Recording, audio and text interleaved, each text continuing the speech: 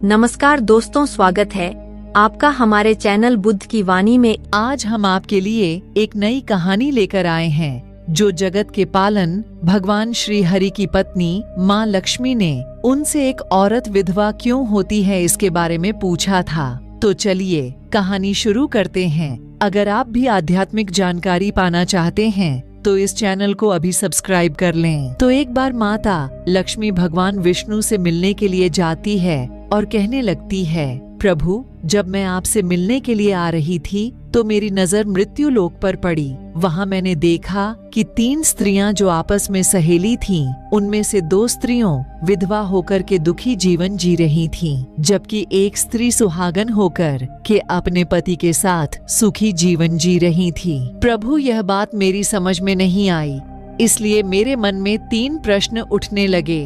अब मैं आपसे यह चाहती हूँ कि आप मेरे तीनों प्रश्नों के उत्तर देकर मुझे संतुष्ट करने की कृपा करें। इस प्रकार माता लक्ष्मी की बात को सुनकर भगवान विष्णु कहते हैं, हे लक्ष्मी, तुम मुझे अपने तीनों प्रश्नों को बताओ। मैं तुम्हें तुम्हारे प्रश्नों के उत्तर देकर के पूरी तरह संतुष्ट करने का प्रयास करूंगा। अब माता लक्ष्मी कहती है, प्रभु, मेरा पहला प्रश्न है, कौन सी स्त्री समय से पहले विधवा हो जाती है? मेरा दूसरा प्रश्न है, कौन सी स्त्री को जीवन में कभी सुख नहीं मिलता? और मेरा तीसरा प्रश्न है, कौन सी चीज ऐसी है जो एक पत्नी अपने पति को मांगने से भी नहीं देती? मित्रों, इस प्रकार माता लक्ष्मी के प्रश्नों को सुनकर के भगवान विष्णु कहने लगे, तुम जिन स्त्रियों की बात कर रही हो उनमें से 2 स्त्रियों विधवा होकर अपना दुखी जीवन जी रही है और वहीं पर एक स्त्री सुहागन होकर के अपने पति के साथ में अपना सुखी जीवन जी रही है। तुम जानना चाहती हो आखिरकार ऐसा क्यों है? तो मैं तुम्हें एक छोटी सी कहानी सुनाता हूँ। इस कहानी को बहुत ही ध्यान से सुनना। आधी अधूरी कहानी सुनने वालों को आधा अधूरा ही ज्ञान प्राप्त होता है, जो जीवन में कभी काम नहीं आता, क्योंकि तुम्हारे तीनों प्रश्नों के उत्तर इसी छोटी सी कहानी में समाये हुए हैं। यदि तुमने ध्यान से सुना तो तुम्हारी तीनों प्रश्नों के उत्तर तो अवश्य मिलेंगे और तुम्हें संतुष्टि प्राप्त होगी। मित्रों, माता लक्ष्मी कहती हैं, प्रभु, मैं आपकी बात से सहमत हूँ। आप कहानी शुरू करो, मैं कहानी को पूरी मन से सुनूंगी और जब तक आप कहानी बोलेंगे तब तक मेरा मन किसी दूसरे स्थान पर नहीं जाएगा। भगवान विष्णु कहते हैं, हे लक्ष्मी, सबसे पहले मैं तुम्हें उस स्त्री की कहानी सुनाता हूँ जो सुहागन बनकर के सुखी जीवन जी रही है। जिस सुहागन स्त्री की तुम बात कर रही हो, वह स्त्री एक राजा के नौकर की पत्नी है और जिस नौकर की वह पत्नी है, उस नौकर को अपनी पत्नी पर पूर्ण विश्वास और भरोसा है कि वह पतिव्रता है, जिसकी महिमा वह अपने साथियों में बार बार करता है। अब देखो, एक दिन की बात है, उस राजा के नौकर ने अपनी पत्नी की प्रशंसा इतनी की, यह बात धीरे धीरे फैलते हुए राजा के दरबार तक पहुंच गई। फिर तो राजा ने अपने नौकर को बुलाया और उस नौकर से कहा कि तुम हर किसी से कहते हो कि तुम्हारी पत्नी पतिव्रता है। क्या वास्तव में आपकी पत्नी पतिव्रता है? क्या आपको पूर्ण विश्वास है? इस प्रकार राजा की बात सुनकर कि नौकर कहने लगा, महाराज, मुझे पूरा विश्वास है और पूरे से भी आगे विश्वास है कि मेरी पत्नी पूरी तरह पतिव्रता है। अब इस समय पर राजा का महामंत्री कहने लगता है, यदि मैं तेरी पत्नी का पतिव्रत धर्म खंडित कर दूं तो तुझे क्या सजा मिलनी चाहिए? फिर तो नौकर ने कहा, यदि तुम मेरी पत्नी का पतिव्रत धर्म खंडित कर देते हो तो महाराज, मुझे फांसी लगा देना। अब उधर वह राजा का नौकर भी मंत्री से कहता है, यदि महाराज यह मेरी पत्नी का पत्नी व्रत धर्म खंडित नहीं कर पाए तो इनको सजा क्या मिलनी चाहिए? तो राजा ने कहा कि मंत्री को भी फांसी की सजा दी जाएगी। फिर भगवान विष्णु कहते हैं, लक्ष्मी मंत्री ने स्वीकार कर लिया और नौकर से पूछा कि क्या वस्तु लाऊं जिसे तू माने कि मैं तेरी पत्नी का धर्म खंडित करने में सफल हुआ? तो नौकर ने कहा, मंत्री, यदि तुम मेरे घर से जाकर कि मेरे विवाह के समय पर मुझे एक पटका मिला था और एक कतार मिली थी, वह मेरी पत्नी ने बहुत ही संभाल कर रखी है, जो सुहाग की निशानी मानी जाती है। यदि तू पटका और कतार लाकर मुझे दिखा दे तो मैं मान जाऊंगा कि मैं मेरी पत्नी का धर्म तूने पूरी तरह नष्ट कर दिया है। अब शर्त स्वीकार हो जाने के बाद में वह मंत्री शहर में जाता है और एक दूती से जाकर मिलता है। वह दूती हमेशा एक दूसरे से भिड़ने का काम करती थी और जो काम कोई नहीं कर पाता वह काम करने में वह सक्षम थी। फिर इस प्रकार उस मंत्री ने उस दूती को अपने स्वार्थ के लिए बुलाया और द्वितीय से कहा कि देखो, इस नाम का एक व्यक्ति है, एक व्यक्ति उससे मेरी शर्त लगी है। और फिर उसने उसे शर्त के बारे में उसको सारा कुछ बता दिया। फिर वह दूती से कहने लगा, तू कैसे भी करके उस स्त्री से मेरा संपर्क करवा दे। तुझे जितना धन चाहिए मैं उतना धन दूंगा। इस प्रकार मंत्री की बात सुन करके दूती कहने लगी, भाई तू उस औरत के बारे में बात मत कर। वह औरत पूरी तरह से पतिव्रता है, तेरी ओर थूकेगी भी नहीं, तेरी शक्ल भी नहीं देखेगी और उनके परिवार के व्यक्ति खूंखार है, तेरी खाल उतार लेंगे। तो मंत्री कहने लगा, ठीक है, यदि तू मेरा उससे संपर्क नहीं करवा सकती है तो एक काम कर दे, उसके घर जाकर के पटका और कतार चुरा ला दे और उसकी पत्नी के गुप्तांग के पास में यदि कोई चिन्ह हो तो वह चिन्ह भी मुझे देख करके बता दे, फिर मैं तुझे मुंह मांगा इनाम दूंगा। यह बात दूती की समझ में आ गई और उसने कहा, ठीक है, मैं तुम्हारा काम अवश्य करूंगी। नौकर शहर में रहता था। दूती नौकर के घर जाती है, उसकी पत्नी से जाकर बोलती है, बेटी मैं तेरी पति की बुआ हूँ, मैं कई वर्षों के बाद आई। फिर उस स्त्री ने कहा, मैंने आपको पहले कभी देखा नहीं, इसलिए पहचान नहीं पाई।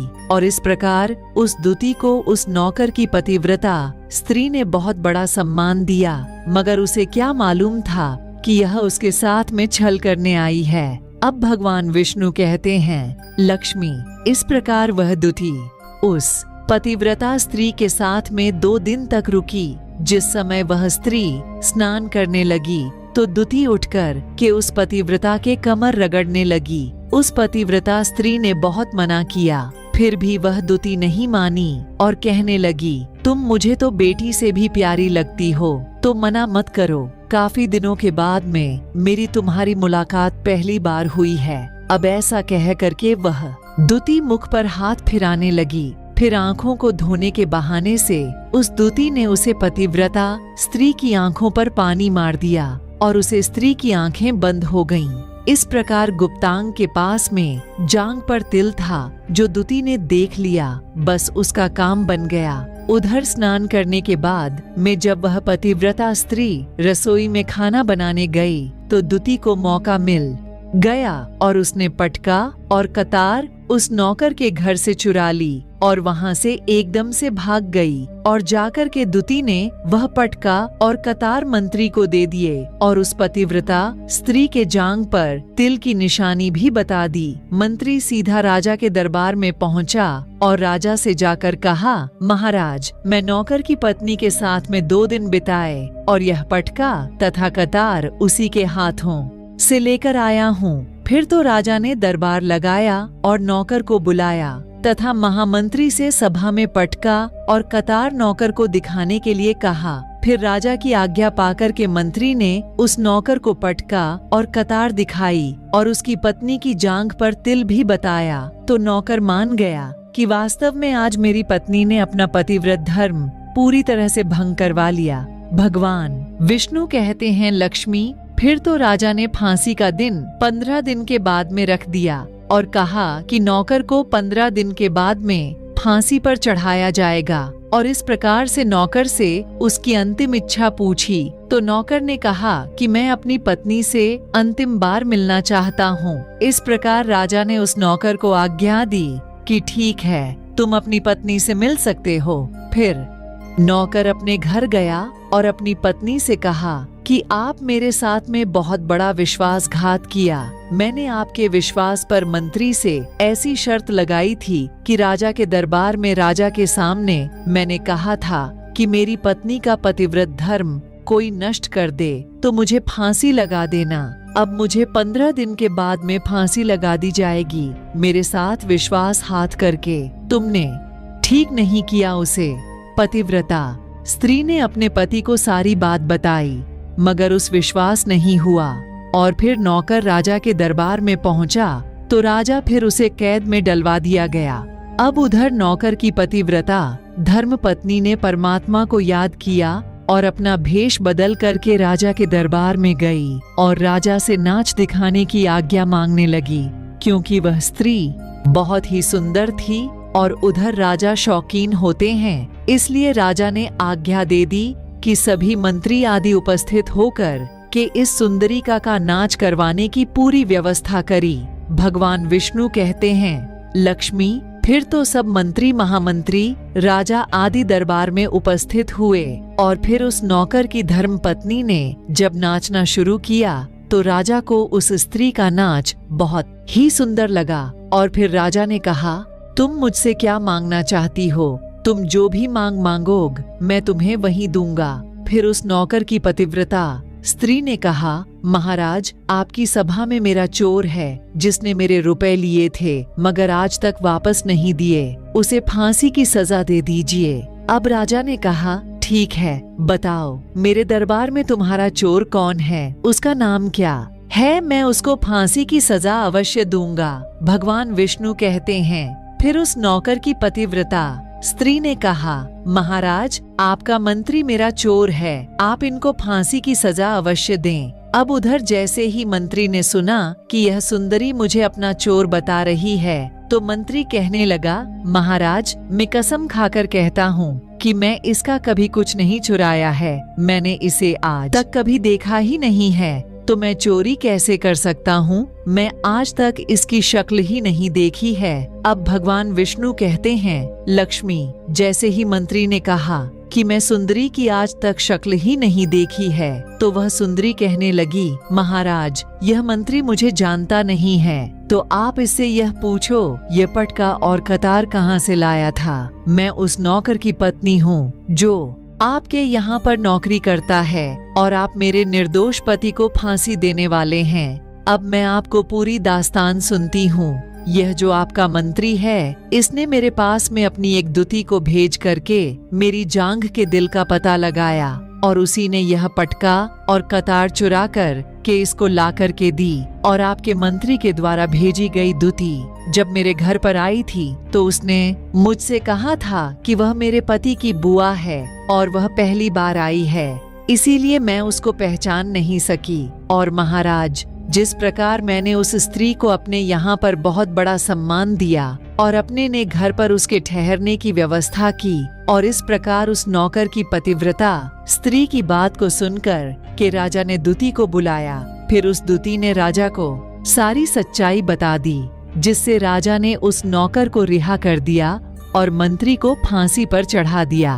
भगवान विष्णु कहते हैं, लक्ष्मी, इस प्रकार उस नौकर की पतिव्रता स्त्री ने अंत में राजा से कहा, महाराज, मैं अपने पति से बहुत प्यार करती हूँ। मैं एक चरित्रवान स्त्री हूँ। कभी भी मैं अपने पति का नाम तक अपने मुंह से नहीं लेती। भगवान विष्णु कहते हैं, लक्ष्मी, मेरी कहानी पूरी होती है। अब तुम अपने तीनों प्रश्नों के उत्तर सुनो।